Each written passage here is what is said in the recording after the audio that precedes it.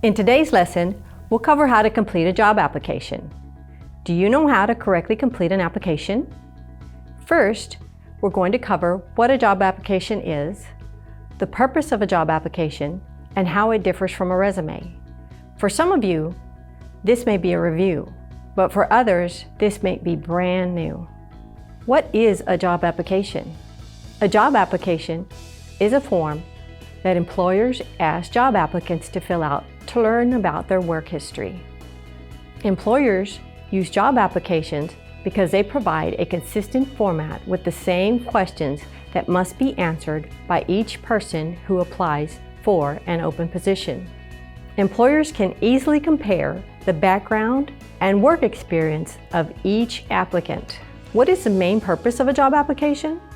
For most employers, the main purpose of the application is to obtain verifiable information about job seekers, such as their contact information, eligibility to work in the United States, degrees, licenses, skills, qualifications, employment history, and a list of references. How is a job application different from a resume? A job application is a standardized form, while your resume is unique.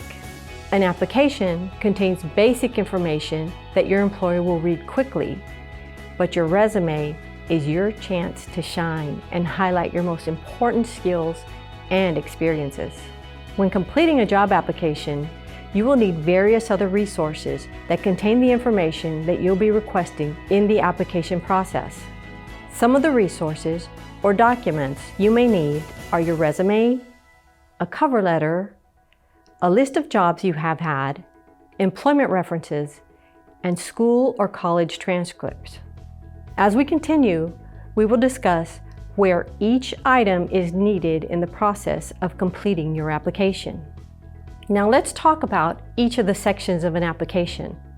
I want to point out that various sections may be titled differently from company to company. You will note this as you apply for various jobs. The sections we will be covering are applicant information or personal information, position desired and general work preferences, employment eligibility, education, other skills, previous employment or work history, military service, references, and disclaimer and signature. Applicant information and personal information. In this section, you, the applicant, will provide your name, address, contact information such as email and telephone number. Applicant personal information can be found on a resume. Sometimes this section also includes questions like the position you're applying for, dates available, desired salary, questions about your citizenship status, authorization to work in the United States, previous employment with the company, and criminal or felony background information. Position desired and general work preferences. In this section, you, as the applicant, can select information as to hours, time of day, select various shifts you're willing to work, and whether you want to be considered for part-time, full-time, regular, or temporary work. This section can also include information about whether you're authorized to work in the United States on an unrestricted basis and can include questions as to whether you have ever been convicted of a felony and requesting an explanation. It can also include a section where you list the positions you are applying for, date you can start, desired salary, whether you're employed, or if the employer can contact your present employer to verify employment or for a reference. There may also be a question that asks if you have ever applied to the company before, and a question that asks if you were referred by anyone for the job. It's important to note that these questions may show up in other places, and you should be prepared to respond to them. There may be a completely separate section for employment eligibility. This section asks several questions about the applicant's, your employment eligibility. Some questions you may encounter are you legally eligible to work in the United States? Have you ever worked for this employer?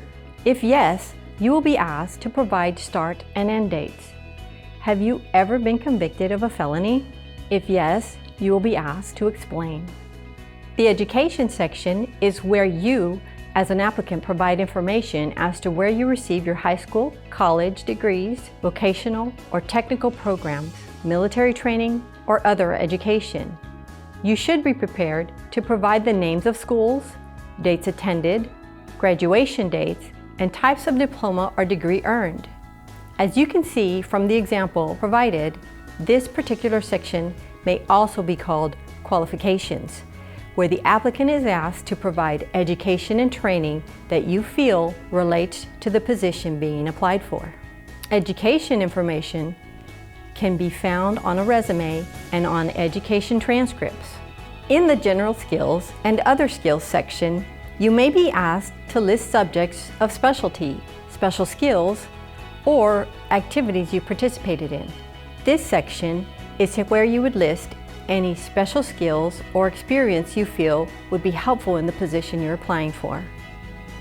It's important to note that you should exclude listing organizations in which the name indicates race, creed, sex, age, marital status, color, or national origin of its members. Also note that if you've been out of school or college for quite a while, it's not necessary to list clubs or organizations from your high school or college days. General and other skills can be found on a resume. The previous employment or work history section is where you will list all of your prior work history. You should be prepared to provide the company name, address, telephone number, and name of your supervisor, job title, start and end dates, reason for leaving, and responsibilities or description of the work that you did with the employer. The application form may contain a field for starting salary, ending salary, or current salary. You're under no obligation to tell a prospective employer your current salary. You have several options. Leave the field blank, put a 0 or no in the field, or enter NA for not appropriate or not applicable. Previous employment or work history can be found on your resume or on a separate list of jobs. Military service. In this section, individuals will list information about the military service. If applicable, you should provide the branch of service, dates of service, rank at discharge, type of discharge, and an explanation for anything other than honorable. If military service is not applicable, enter NA for not applicable. Information about military service can be obtained from a DD-214 or on a resume. Once hired, individuals with military service may be asked to provide a copy of their DD-214. Employers will ask for professional references. You should have a list that includes individuals that can provide a reference for you. If you do not have professional references, you can provide personal references. The individuals that provide a reference should not be related to you. When listing references, you need their full name, the relationship to you, meaning how you know this person, address, email address, and telephone number. References can be found on your reference document. Note that references do not need to be included on a resume and should only be provided when required. In the disclaimer and signature section, you are required to sign and date. By signing and dating the application, you are certifying that all of the answers you provided are true and complete to the best of your knowledge. Keep in mind that providing any false or misleading information in your application or interview may lead to release or loss of employment. We just covered each section of an application. Please keep in mind that not all applications are alike and that some of the sections may be combined. So let's review the sections again. Application information, applicant information and personal information, position desired and general, work preferences, employment eligibility, education, other skills, previous employment or work history, military service, references, and disclaimer and signatures. It is now time to practice completing your own application on paper. An application has been provided in the resource section of this course. You can also practice online at the following website. If you feel the need to review applications or useful information for applying for jobs, you can get more information by going to Job Applications page at GCF Learn Free at the following website. Now get out there and make an impact.